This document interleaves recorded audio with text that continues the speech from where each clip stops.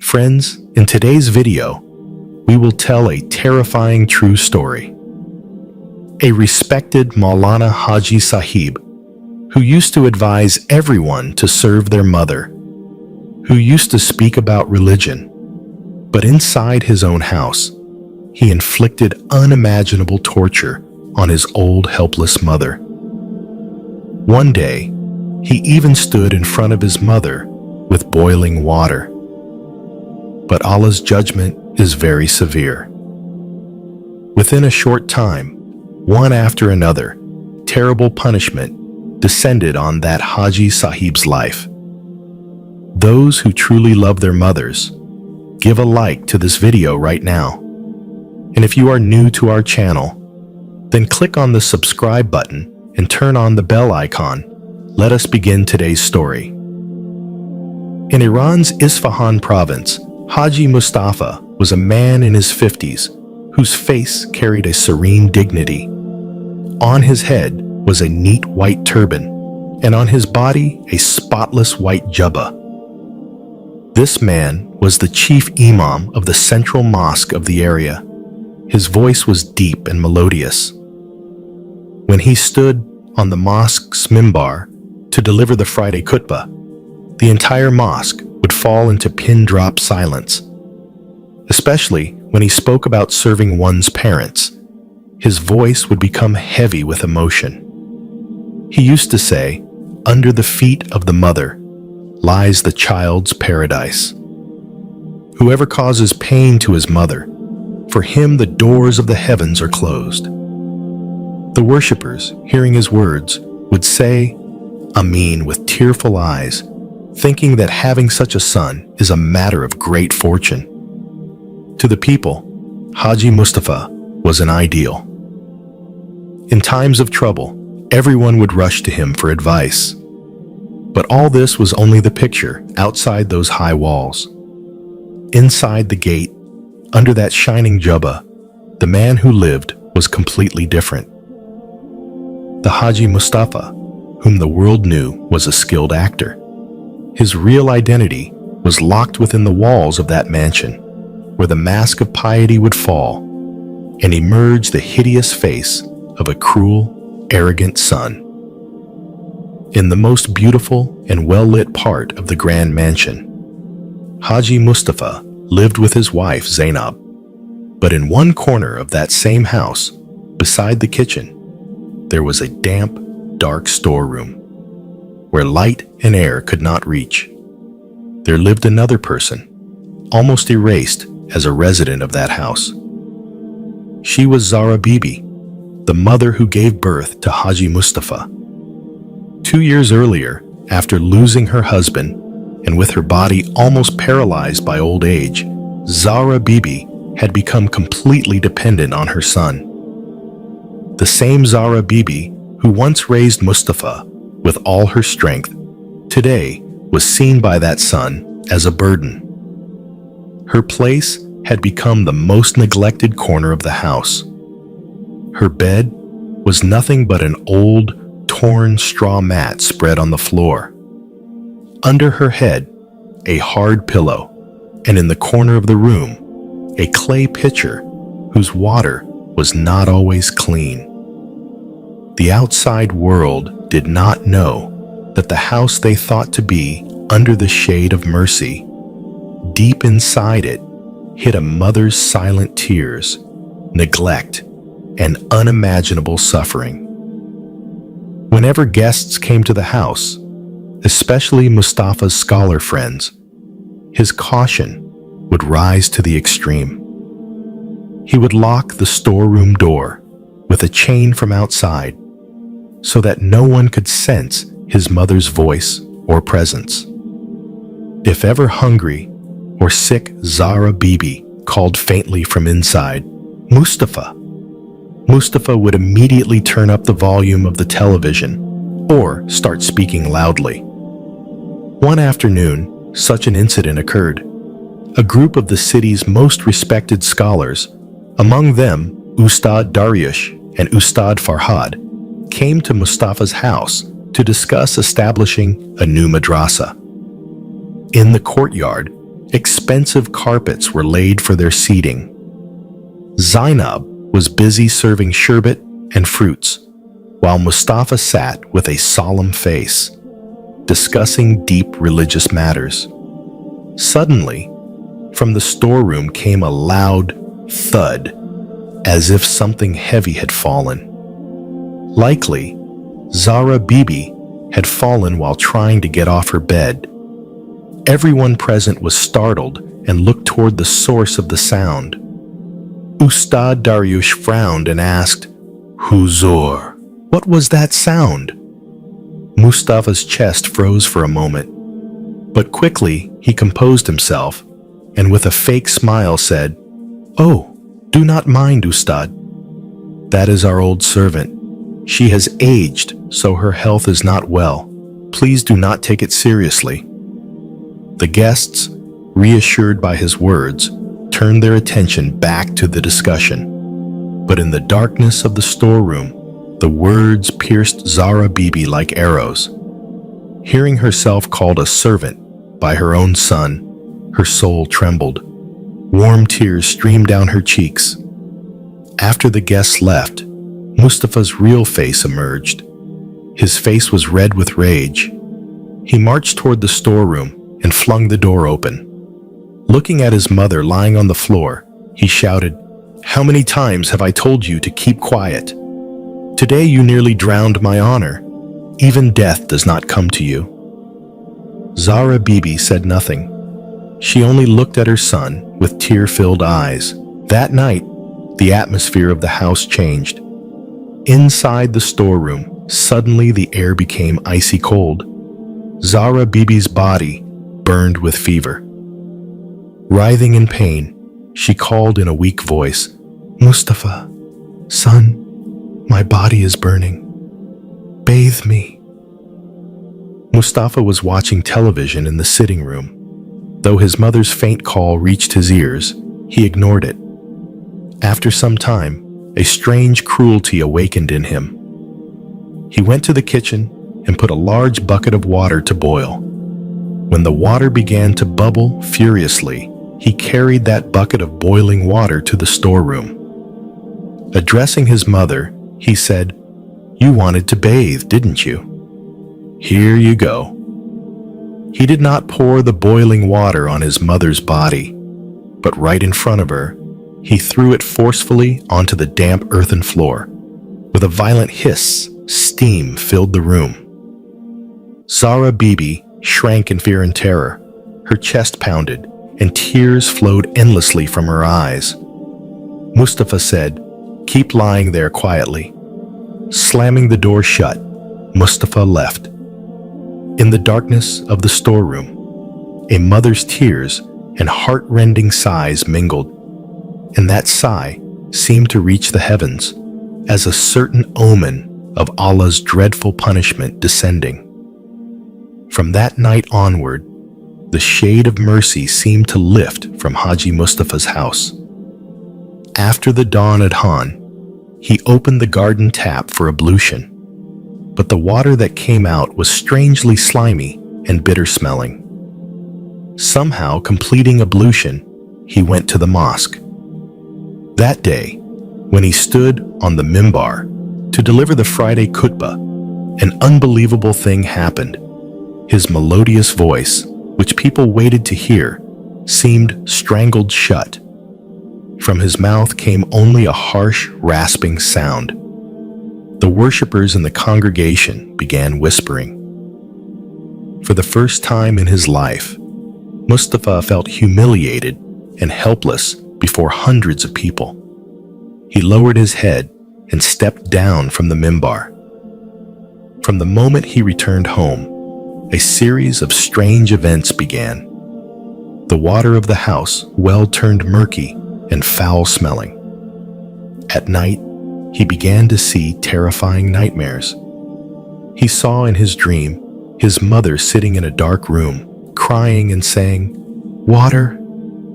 Waking up, he found a thin red mark on his cheek, as if someone had branded him with hot iron. The moment he touched it, the spot burned painfully. The next afternoon, Those two respected scholars, Ustad Daryush and Ustad Farhad, came again. Seeing Mustafa's pale face and the dark circles under his eyes, Ustad Daryush said, "Haji Sahib, when there is deficiency in worship, the blessings of life decrease. But even greater sin is to deny the rights of one's mother. From the day a man makes his closest one cry, from that very day the light of his home begins to extinguish." Hearing these words, Mustafa's chest trembled inside. He tried to smile forcibly and avoided the subject, but the tips of his fingers again began to burn with that invisible fire. He realized this fire was burning inside his veins. In the next few days, the house gradually became a haunted place to outsiders. The vegetable seller, the milkman, no one wanted to come near the gate of the house anymore. The neighborhood children ran past the house in fear. On just such an afternoon, there was a knock on the door. Zainab opened it and saw, at the door, stood a young scholar of a distant mosque, Sheikh Hassan Naseri. He had come after hearing of Mustafa's illness and the strange happenings in the house. Sheikh Hassan entered and recited a few verses of the Quran. At once, the inside of the house seemed to tremble. Slowly looking at Mustafa, he said in a soft voice, "Haji Sahib, I will not ask you any questions. You only tell me, is the unrest in your house the result of the sigh of someone who is your closest?" Tears trickled down Mustafa's eyes. Bowing his head, he slowly nodded yes. "Is that person your mother?" Hearing this question, Mustafa broke down sobbing. His lips trembled, but no sound came from his throat. Sheikh Hassan said gently, "The doors of Allah's mercy never close completely. The doors of repentance are always open. Tonight, go and hold her hands. Ask her forgiveness. Give her even a drop of water with your own hand, but this time, cold water." That night, Zainab pushed Mustafa's wheelchair towards the storeroom door. As soon as the door opened, a cold, silent air welcomed them. On the mat lay Zara Bibi, lying lifelessly. Her breathing was almost gone. Mustafa's whole body shook with fear and remorse. With trembling hands, he reached out his right hand, that hand in which the invisible fire was burning. Zara Bibi's cold, dry fingers slowly touched his burning palm. The moment that touch came, a violent shiver passed through Mustafa's chest. It felt as if someone loosened the heavy chain pressing upon his heart. Tears poured down his face in torrents. Silent, deep, soaked with shame and repentance. And astonishingly, at that very moment, the sound of drip, drip, water echoing on the walls of the room stopped completely. But was this peace permanent? Or was it only the silence before a terrible storm? After that night holding Zara Bibi's hand, the dawn came, but the darkness of Mustafa's life did not lift. The next morning, whispers in the village increased. The house which people once called the House of Blessing, they now began to call the House of Curse, or an accursed place struck by Allah's wrath. Mustafa could not give any answer to this. Sitting in his wheelchair, he only stared through the crack of the door at his mother's lifeless body. Inside his chest, that invisible fire burned as before, but now it was joined with a dreadful fear. What if everything ended before he found forgiveness? But Allah's trial was still not over. At night, when everyone was trying to sleep, suddenly the old kettle in the kitchen whistled with a sharp, piercing sound. Though there was no fire on the stove, the air grew heavy again. Suddenly, Mustafa felt his right hand turn fiery red. On his skin appeared marks like blisters, as if boiling lava from inside wanted to break through. Writhing in unbearable pain, he curled up. In fear, he tried to whisper, "Allah, forgive me." But his voice seemed taken away forever. Zainab rushed in and, seeing her husband's burning hand, screamed in terror. The strange thing was, from outside, when touched, the hand felt no heat. Only to Mustafa's eyes did it seem like a stream of fire burning. It was an invisible, spiritual burning.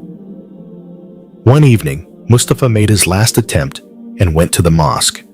After prayer, the imam turned toward him and said calmly yet firmly, "Mustafa Sahib, Allah sees everything." A mother's curse or sigh cannot be stopped by any wall or door. The words pierced Mustafa's heart like a sharp knife. On the cool floor of the mosque, he pressed his forehead and sobbed bitterly, but his crying was silent. Returning home, he came in his wheelchair beside his mother's bed. Zahra Bibi was still alive, but her life lamp was almost out. From her mouth came only one faint word, "Mustafa, water." Mustafa broke down, crying aloud. He reached out and took a glass of cold water, but could not gather the courage to bring it to his mother's lips. His guilt was so heavy that his hand trembled violently, and the glass slipped from his hand, shattering with a clang. As the call to the dawn prayer floated through the air, for a moment, the icy air of the storeroom became warm. Zahra Bibi opened her half-closed eyes and looked at her son. In a very faint voice, she said, "I forgave you long ago, my son. You only return to Allah." Then her fingers slowly loosened, and the faint sound of her breath ceased forever. With Zahra Bibi's death, it was as if all light inside the house went out. After his mother's death, Mustafa's condition became even more dreadful. He constantly saw his mother sitting in a white shroud, saying, "Water." The fire inside his body grew fiercer. One Friday night, outside it was pouring rain and thundering. At midnight, suddenly, the glass of Mustafa's window shattered with a loud crash. At dawn, Zainab tremblingly entered the room and saw a terrifying sight. Mustafa lay flat on the floor, eyes wide open, staring upward. His chest had no heartbeat. Neighbors gathered to lift his body, but even with 8 men, they could not raise it from the ground. It was as if some unseen force pinned his body to the floor. After much effort, when the body was lifted, it was seen that his right hand was hanging loose. The palm was reddish, blistered. From the hand still emanated heat like fire. Even at his burial, the same thing happened. The ground seemed unwilling to receive his body. At last, near a heap of garbage, not far from his mother's grave, he was buried. No honor, no prayers, nothing was destined for him. Only a sense of shame spread in the air, and unspoken fear in people's eyes. That evening, Zainab locked the house forever and left. Friends, from this story, we learn that a mother is not just a guardian, but the doorway to paradise in our life. If one disrespects or disobeys the mother, the peace and blessings of this world are destroyed, and even after death, one suffers the dreadful punishment of hell. Therefore, love, respect, and obedience to the mother is the true path of success and salvation. Friends, if you've watched this video till the end, don't forget to comment complete and let us know which country you are watching from. If our video has given you even a little lesson or inspiration, then please give it a like, subscribe to our channel, and press the bell icon to stay updated.